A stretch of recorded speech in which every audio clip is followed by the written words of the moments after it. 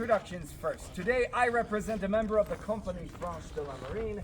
That, as you can tell by the funny sounding name, is in fact the French Marines that were stationed here at Fort Niagara in 1759. And to defend this place against our British adversaries, my weapon of choice is this right here. Now this is a French Flintlock Musket. I will ask you this, who here has fired a Flintlock Musket before?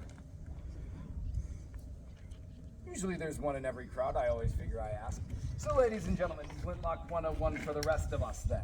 The way this sort of thing is supposed to work is when you pull the trigger, this piece of flint should flip forward and hit this piece of steel, which should make sparks, which should fall on a trail of gunpowder, which should cause that powder to burst into flames, which should be ushered through a hole in the side of the barrel, which should light off the powder in the barrel, which should explode, which should propel a musket ball out the end of the gun in this direction.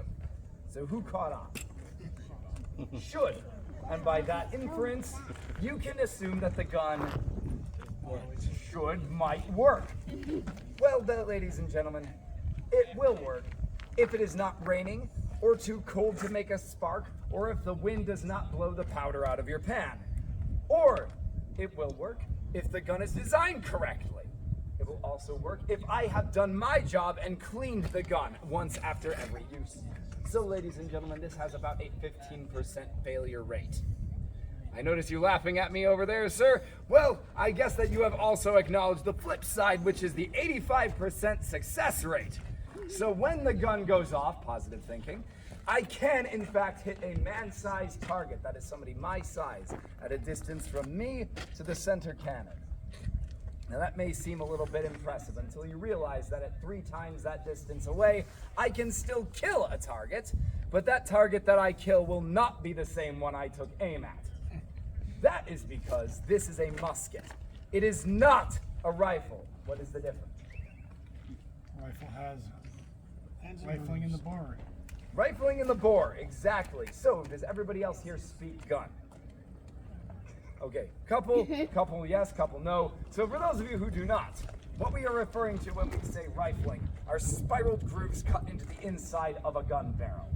Those spiraled grooves combined with a tightly fitting projectile will make that keyword tightly fitting projectile spin as it exits the barrel. With enough spin, the ball flies straighter for farther.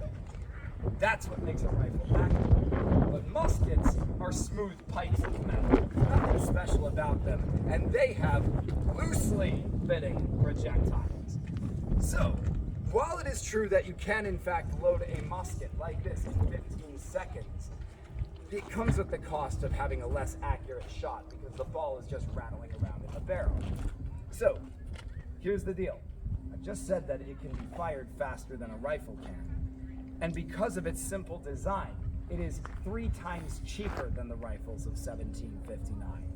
So with all that cheapness and all that speed, our goal is simply to fire as many of these as possible, with as many guys as possible, as many times as possible, downrange once every 15 seconds. So imagine, if you will, a line kind of structured like you guys are right now, shoulder to shoulder, spread out over a wide area of ground, all pointing their guns in the same direction and firing at the exact same time. That is a wall of flying lead sweeping the battlefield clean every quarter of a minute. I don't care how inaccurate your gun is, one of you is going to hit something. Now let me show you what that looks like on a one-man scale. This is your average cartridge. This contains your pre-measured amount of black powder, your musket ball, and the paper itself. I'm going to tear that cartridge open with my teeth, pour a small amount of powder in the pan. The rest of the powder and the musket ball and the paper all go down the barrel of the gun. Now, what I've just done there is I've taken a steel ramrod and I have pushed the paper down on top of the loosely fitting musket ball. That keeps it firmly wedged at the bottom of the barrel so that it does not roll out the end of my gun if I point slightly downhill. Once that very important step has been completed, the rammer goes back to where it was and the gun is loaded. All of you over there might want to move.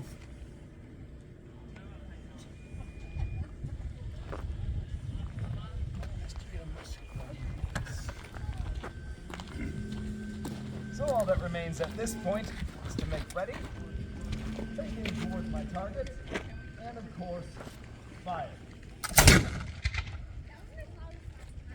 What you have just seen and heard, and all of you have definitely smelt, was the discharge of a single firearm. So the battlefield, as you can well imagine, is not a single firearm. It's hundreds of these. It's 12 cannons the size of that one in the center of the grounds, and that is a minimum of half the battlefield. So you can well imagine the fog of war that spreads out here. It is dark, it is smoky, it is confusing, and somebody who is dressed in your uniform, madam, with your rather mottled monochrome shirt, your dull faded pants, and your monochrome shoes, nothing against your fashion sense, mind you, but you will blend in with the smoke on this battlefield. So, I see you give the thumbs up though. All right, everybody mark that. You want to blend in on the battlefield, right? Sure, you say, why? So you're not a target. Now, ladies and gentlemen, that seems like a very rational and reasonable response. You don't want to be a target on the battlefield. But remember what kind of guns we're using. And remember how I said we were using them. Lined up shoulder to shoulder, 60 people wide, firing a volley downrange together once every 15 seconds. You all saw that flash of fire and smoke, right? You all heard that boom, and you definitely smelt that smoke. That is 3 of your 5 senses alerted to the exact location of the line of musketeers from the front every 15 seconds. Do you have any doubt in your mind as to where you should be pointing your guns to counter them? No. So no matter how much camouflage you're wearing, you're gonna see the muzzle flash. On the other hand, guess who can't see the muzzle flash? The people who are running away. Not just the people who are running away, but how about your own friends located 100 yards behind you, formed up in 60-person wide lines, firing a shot downrange every 15 seconds in unison? Your own allies cannot see. And if they can't see you, what happens to you? They think you're the enemy. They don't even think you're there. And so they end up shooting you in the back. So for that reason, it serves us better to be bright and distinct on this battlefield. So if you ever wonder why it seems like all the 18th century soldiers are dressed to go to a masquerade ball instead of a battle, well, this is why. Every cut of the coat, every color arrangement means something specific.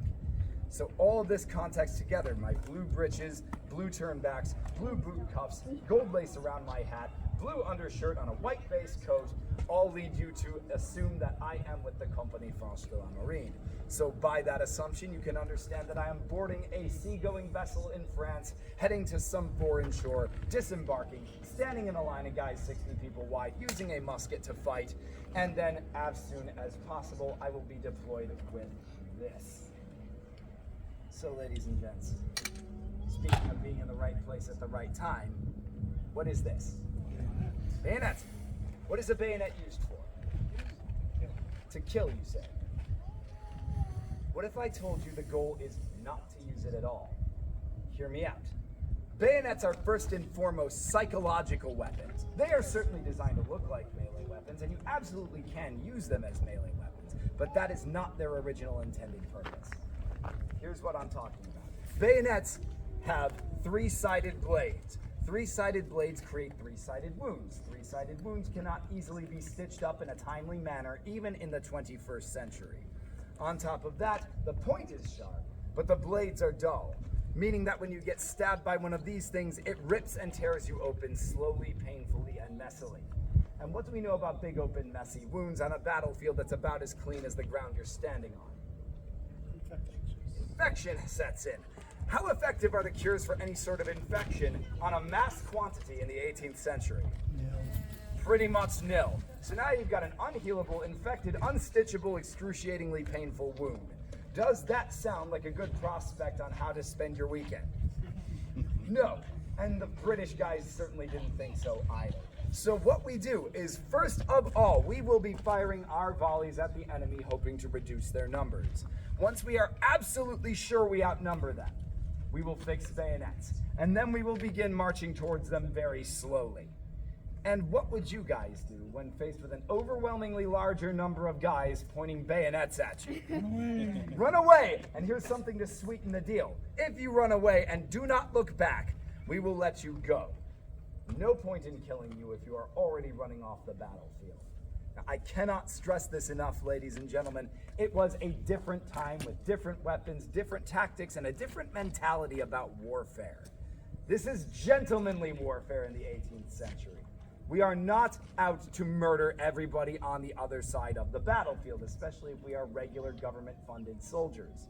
What we are going to do is we want to stand on that patch of ground you're standing on right now. And if I can get you to move, merci, then I don't need to kill you. You stay alive, I take the patch of ground, everybody wins. Except you, you lost the battle, but at least you're still alive. So, with that in mind, that is our goal with bayonet charges. End the battle swiftly, efficiently, and with as few casualties as humanly possible. So as it ends the battle in that respect, hopefully without too much bloodshed, so too does it end my portion of the demonstration without too much bloodshed. But now I turn it over to all of you for any questions, queries, concerns, insults, or assertions of superior knowledge you might have. Is your axe a weapon or a tool? I am very glad you asked me that, sir, because it is important to make a distinction between the two. Ladies and gentlemen, what do you think this is for? An axe. Well, I know what it is. What is it for? Make earthworks. To make earthworks. Probably not the best idea to use a hand axe to dig earthworks when you have shovels. Cutting down trees. Yeah, cutting down trees, making your campfire wood. Well, not something like huge, like a 1,000-year-old oak, but something like a sapling to build, say, that lean-to over there. Or to make the palisades around the earthworks. Or perhaps to use as a hammer for my tent stakes. Or if I wake up in the middle of the night, in the middle of an ambush, to defend myself with. What are you not going to do with this? What was that? Throw it, exactly. This thing is not weighted for throwing. If I throw this, the end that will hit my enemy first is this one right here, which will deliver a very much non-lethal and very much aggravating welt to somebody's head, and also deprive me of my survival tool. Throwing this thing on the battlefield is like throwing your Swiss Army knife and your tent into the river the second you start your camping trip. It is leaving you without a means of surviving in the wilderness, so until that moment comes, you keep it firmly at your side right here. As a side note, this replaces the much more elegant looking, but infinitely more useless long sword that French soldiers are carrying at their side earlier in the 18th century back home in France. We find out very quickly that when you come to North America and wear a long sword that drags on the ground behind you, it trips you up while you're trying to march, gets caught in brambles, and you can't even use it to stab anybody because it's blunted and dull. So, this is a much more better, portable, useful option for us here in North America.